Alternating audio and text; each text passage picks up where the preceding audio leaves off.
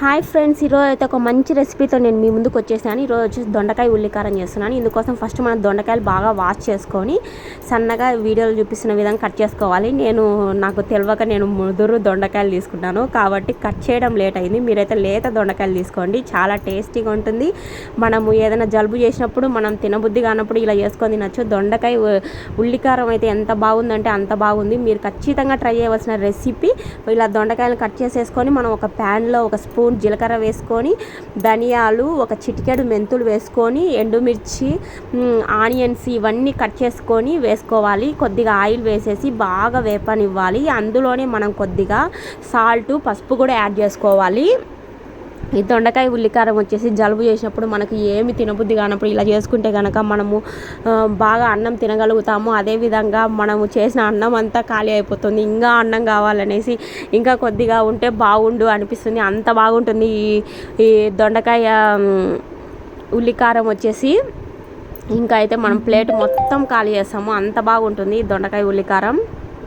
చాలా బాగుంటుంది దొండకాయ ఉల్లికారం అనేది. ప్లేట్లు అనేది అంతగా తింటాం మనమైతే, అంత బాగుంటుంది.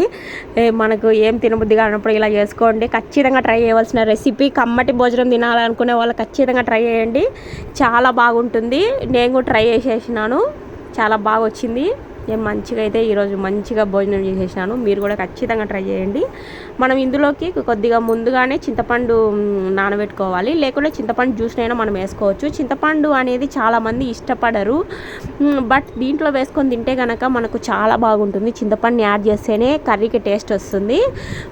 ఒకవేళ వద్దు అనుకునే వాళ్ళు స్కిప్ చేసేయచ్చు. ఇందులోనే మనము కరివేపాకు, కొత్తిమీర వేసుకోవచ్చు. ఇది కొత్తిమీర, కరివేపాకు మన ఆప్షన్, తప్పనిసరి అని కాదు.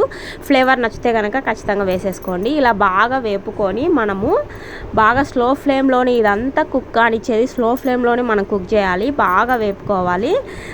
ఇలా వీడియోలో చూపిస్తున్న విధంగా ప్రతి ఒక్కటి మనము బాగా వేపుకొని, బాగా వేగిన తర్వాత ఒక ప్లేట్లోకి తీసుకొని చల్లారిన తర్వాత మనం ఇప్పుడైతే ఫస్ట్ అదే ప్యాన్లో ఆయిల్ వేసుకొని ఆవాలు, జీలకర్ర ఇవన్నీ వేసేసుకొని పోపు వేసుకొని నెక్స్ట్ ఈ దొండకాయలను అందులో వేసుకొని బాగా స్లో ఫ్లేమ్లోనే మగ్గనివ్వాలి. బాగా దగ్గర పడేంత వరకు మగ్గనివ్వాలి.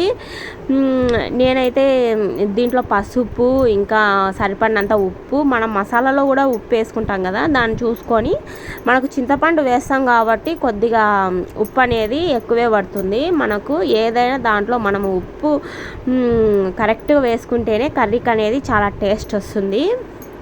ఇంకా నేను ఇంతకుముందు వీడియోలలో కాకరకాయ ఉల్లికారం చేసినాను, అది కూడా సూపర్గా ఉంటుంది. ఇది కూడా సూపర్గా ఉంటుంది. మనము మిక్స్లో పట్టుకునేటప్పుడు వెల్లుల్లి రెబ్బలను కూడా మనం యాడ్ చేసుకోవాలి. ఏ కర్రీకైనా మసాలా కర్రీకి మనం వెల్లుల్లి రెబ్బలను యాడ్ చేసుకుంటేనే కర్రీకి టేస్ట్ వస్తుంది. సో మిస్ కాకుండా మనం వెల్లుల్లి రెబ్బల్ని వేసుకోవాలి.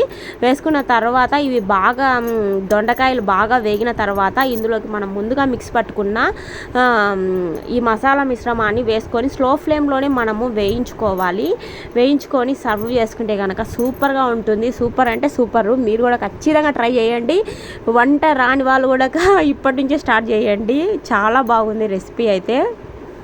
ఇంకా మా ఇంట్లో అయితే మా ఆయన ఏ కర్రీ అయినా చూసుకో పేరు పెడతాడు. ఈరోజు మాత్రం బాగుంది. మనం చేసిన కర్రీకి మంచి మార్క్స్ వస్తే కనుక ఇంకా అంతకంటే సంతోషం ఏముండదు, బాగా మంచిగా తింటే. ఇప్పుడైతే దొండకాయ కర్రీ ఉల్లికారం రెడీ అయిపోయింది. ప్లేట్లో వేసుకొని మనం వేడి వేడి అన్నంలోకి కొద్దిగా నెయ్యి వేసుకొని తిన్నామనుకోండి, చాలా టేస్టీగా ఉంటుంది.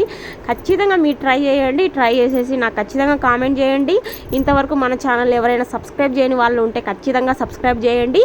ఈ వీడియో కనుక మీకు నచ్చినట్లయితే లైక్ చేయండి, షేర్ చేయండి, సబ్స్క్రైబ్ చేయండి.